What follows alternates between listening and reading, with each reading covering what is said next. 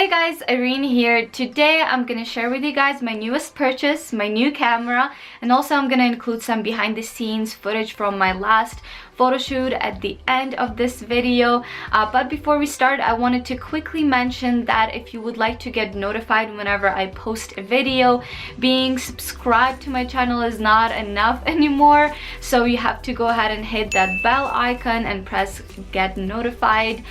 Pretty much anyone that's not watching my video in its entirety, or is not watching every single one of my videos, or just simply not being active on my channel, meaning not liking or commenting, you guys are not gonna get my videos in your subscription anymore. YouTube has been changing this for quite some time now, and I finally have really seen its reflection in my views. So yeah, if you would like to see my videos in your subscription box, if you like my videos, go ahead and click that bell. Alright, so let's get started with this video. Finally, I know you guys want to know what kind of new camera did I get. I've been really into shooting film since last year when I tried shooting medium format film for the first time, and I really fell in love with it. And the whole time I've been using this camera right here. This is a Mamiya C33, a medium format camera from 1960, so it's pretty old, but it's actually in a really good condition.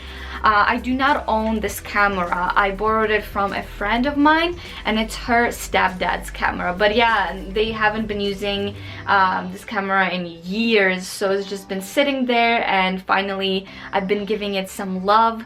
But it does have some problems. I don't particularly like to look down at my camera like this when I'm shooting, although it does look pretty cool. It's not very practical for me. I'm very short, so shooting at the waist level is really hard sometimes, especially if my model is really tall. I also noticed that it's not super sharp whenever I'm doing any close-ups. It looks great, but whenever I'm trying to do more of a full body shot, most of the shots are going to be pretty out of focus. And that's just kind of the thing with these older cameras. They're just not that reliable. So I've been wanting to upgrade and just kind of buy a camera for myself and kind of own a camera for quite some time now, and I really put a lot of thought into what kind of camera do I want to get. So yeah, it is a film camera. I did not get a digital, so it's not a Sony, it's not a Nikon, it's not the Mark IV.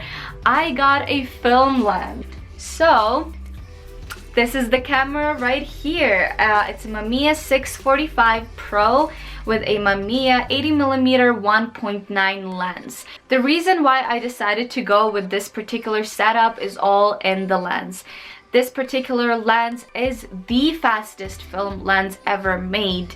It is probably the equivalent of the 50mm 1.2 in a digital world, or it might be even softer than that. The 1.9 in the film is really shallow, especially in the medium format. And you guys know that I absolutely love that very blurry bokeh look, and this is the perfect lens for that. For the body of the camera, the 645 corresponds to the size of the film, so it's going to be 6 by 4.5.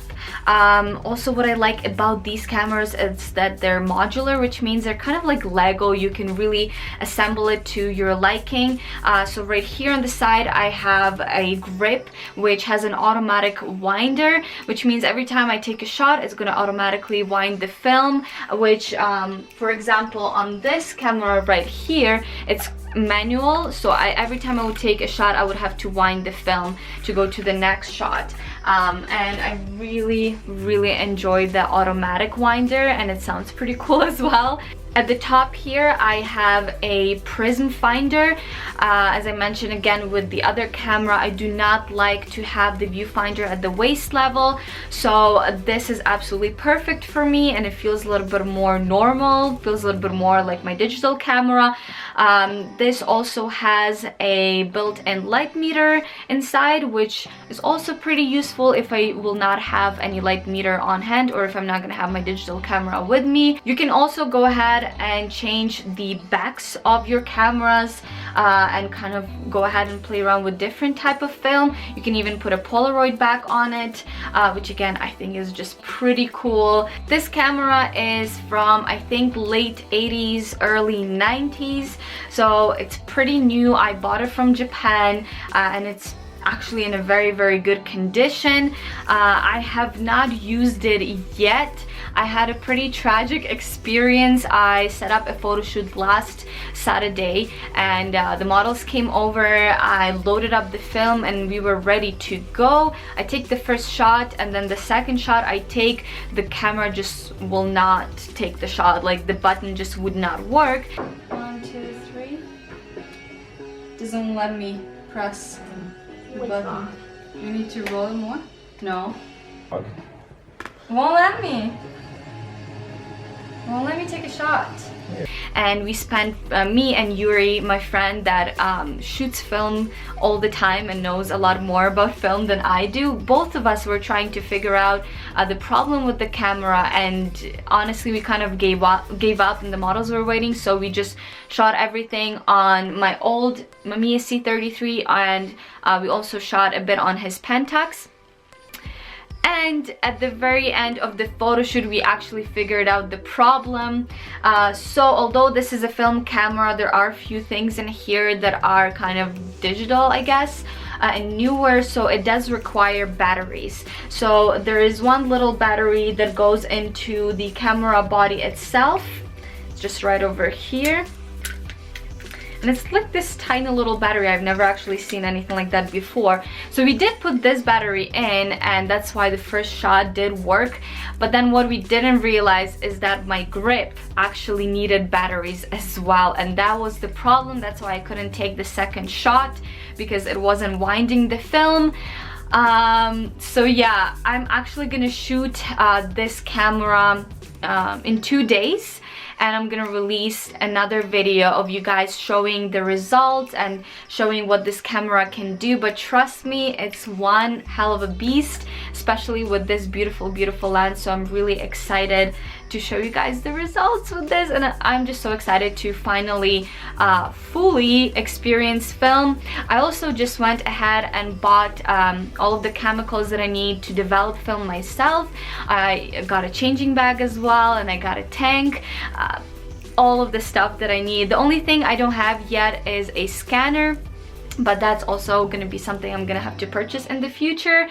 But that day that we tried to shoot this baby, I did film some behind the scenes anyways for you guys, and some of the pictures came out really cool. I'm gonna go ahead and roll that footage right now, and let me guys know if you shoot film, what kind of film camera do you have, and if you have any advice or recommendation for me when it comes to anything film. Alright, I hope you guys enjoy the rest of the video. Bye!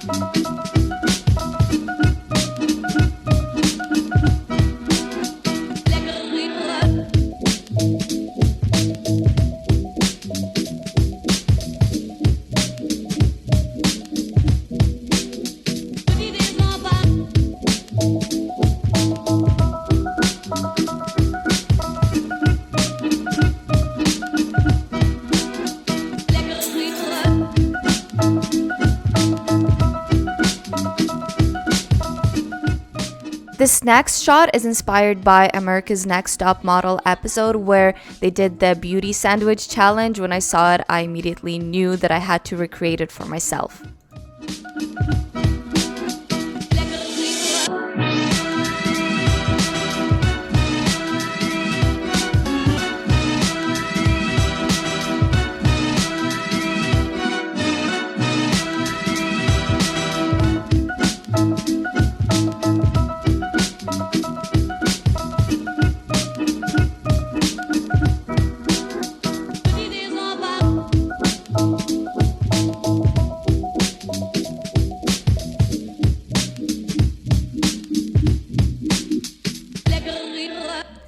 For the last few shots, we decided to go outside, and yes, this is what Canadian spring looks like. A lot of snow and below zero temperature.